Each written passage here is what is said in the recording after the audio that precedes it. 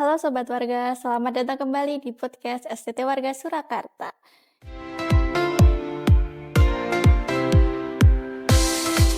Ya, saya Fatma. Kali ini kita akan membahas dua pilar penting kampus, yaitu keuangan dan sumber daya manusia. Sudah hadir bersama kita ini Bapak Denny Ardiansyah sebagai Andriansyah, Mbak. Ar Andriansyah. Andriansyah ya. Ya maaf Bapak.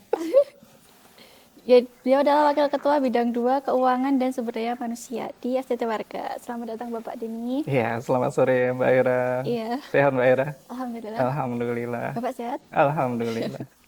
Baik Bapak, langsung aja kita bahas ya Pak ya. Oke, bahas apa ini sore ini? Tentang dana-dana Pak. Oh, dana-dana. Wah, Iya, ini sebenarnya materi yang seger ya di iya. sore-sore kayak Ya gini biar ya. melek Pak. Biar melek ya Iya. gitu ya. Oke Oke. Bapak. Jadi kampus teknik ya kita itu ya. Iya, Seringkali membutuhkan betul. investasi yang besar Bapak, Iya, terutama di betul, bidang betul. itu yang untuk fasilitasnya gitu lah. Iya.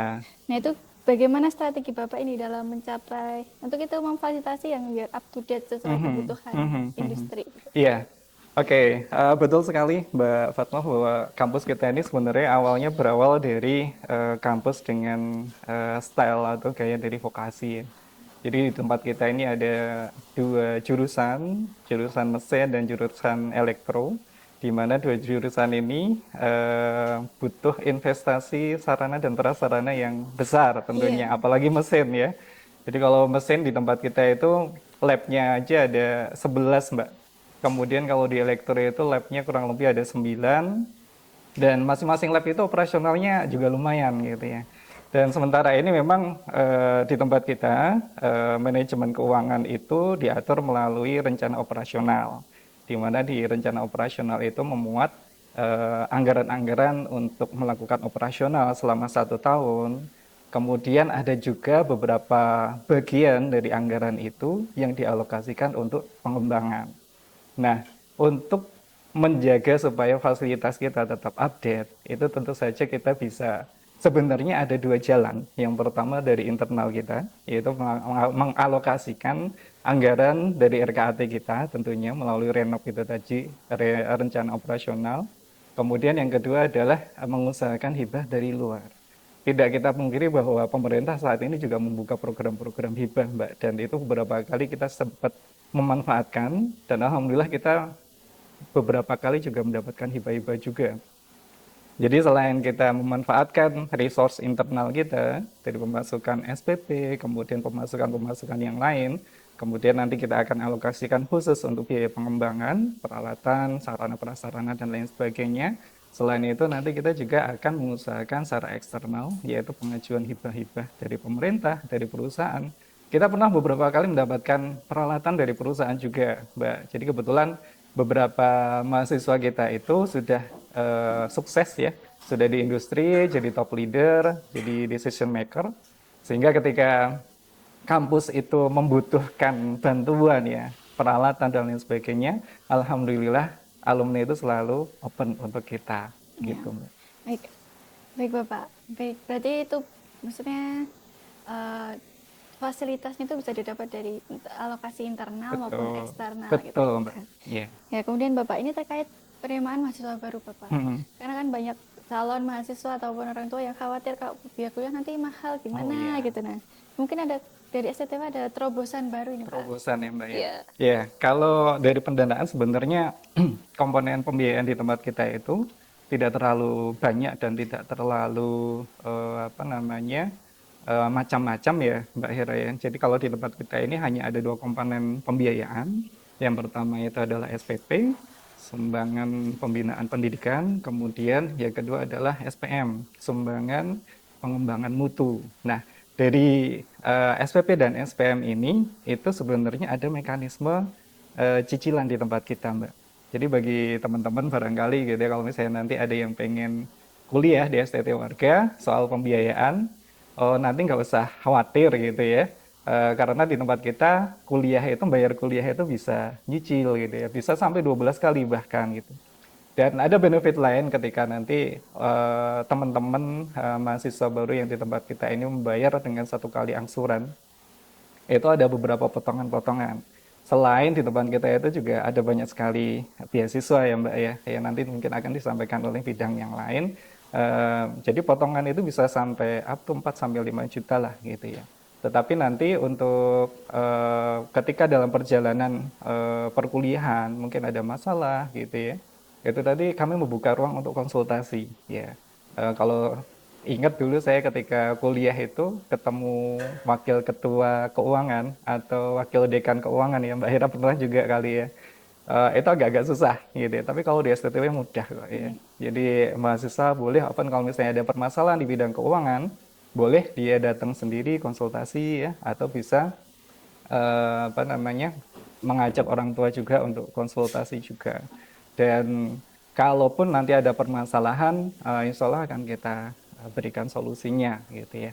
Jadi supaya poin kita adalah bagaimana mahasiswa ini bisa terus lanjut kuliah di STT Warga. Jadi ketika ada kendala-kendala baik itu di keuangan, mungkin ada juga di akademik juga, insya Allah kita akan layani dalam proses-proses konsultasi gitu, sehingga nanti didapatkan solusi yang terbaik lah untuk anak-anak kita tentunya. Berarti memudahkan gitu ya? Iya, pasti kita akan mudahkan teman-teman untuk bisa kuliah di tempat kita. Oke.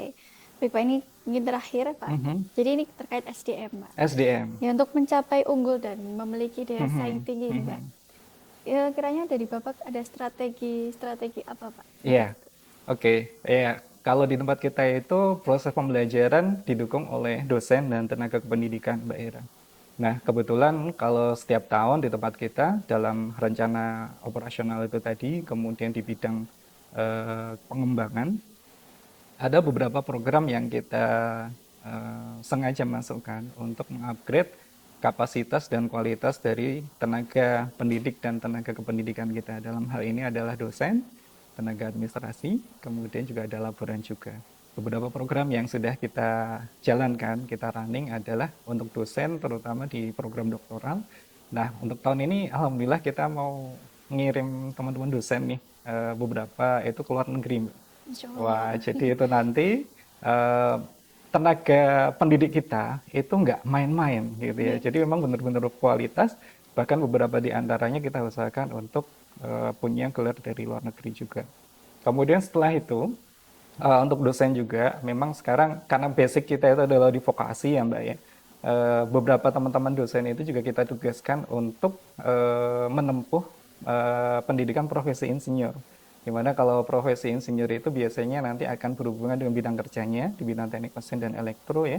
Barangkali nanti ada apa namanya proyek-proyek dan lain sebagainya, itu bisa digunakan untuk ikut tender dan lain sebagainya gitu. Kemudian itu juga artinya bahwa ketika tenaga pendidik kita itu punya sertifikasi insinyur gitu ya, atau ijazah insinyur, itu nanti berarti pendidik kita itu dia sudah sesuai juga dengan standar industri lah ya. Bidangnya juga. Bidangnya juga teknik mesin dan teknik elektro juga. Kemudian untuk laboran kita juga siapkan juga sertifikasi kompetensi Mbak. Jadi beberapa laboran kita kemarin kita kirimkan untuk mengikuti sertifikasi kompetensi. Ada yang alat berat, kemudian ada las dan lain sebagainya. Itu tujuannya untuk menambah kompetensi dari laboran, juga dosen juga, supaya dalam mengawal kegiatan perkuliahan atau praktikum itu bisa lebih terkualifikasi gitu ya. Kemudian itu juga kita buka untuk mahasiswa juga sebenarnya. Jadi untuk menjamin kualitas pembelajaran kita akan sediakan tenaga pendidik dan tenaga kependidikan yang memang benar-benar kompeten, berkualitas, dan tentunya capable untuk melaksanakan kegiatan pendidikan. Iya, jadi biar calon mahasiswa baru maupun mahasiswa itu biar apa ya istilahnya sesuai gitu Pak. Yeah. Kayak dapat dosen yang emang sudah qualified. Yeah. Betul sekali. Iya. Supaya nanti juga ketika mereka melaksanakan pembelajaran di sini, mereka itu benar-benar mendapatkan ilmu yang memang mereka butuhkan ketika nanti mereka lulus kemudian kerja di industri. Ya, baik Bapak, terima kasih banyak atas ini penyampaian yang sangat informatif. Iya, oke. Sebelum kita tutup sesi kali ini, boleh memberikan closing statement, Pak? Closing statement, kata-kata hari ini. Bisa jadi kata-kata hari ini. Oke, kata-kata hari ini, oke. pendidikan itu bisa merubah nasib kita. Jadi barangkali dari teman-teman ada yang ingin merubah posisi atau strata kehidupannya. Salah satu hal yang bisa kita lakukan adalah melalui pendidikan. Dan untuk menjembatani keinginan dengan impian teman-teman semuanya, STT Warga siap untuk mendukung dan menjadi jembatan bagi pencapaian impian kalian. So, mari bergabung dengan STT Warga Surakarta. Baik, terima kasih sekali lagi kepada Bapak Dini atas Sama-sama Mbak Hera. waktunya ya. Ya. Baik Sobat Warga, sekian podcast kita kali ini. See you in the next podcast. Warga, jaya jaya jaya.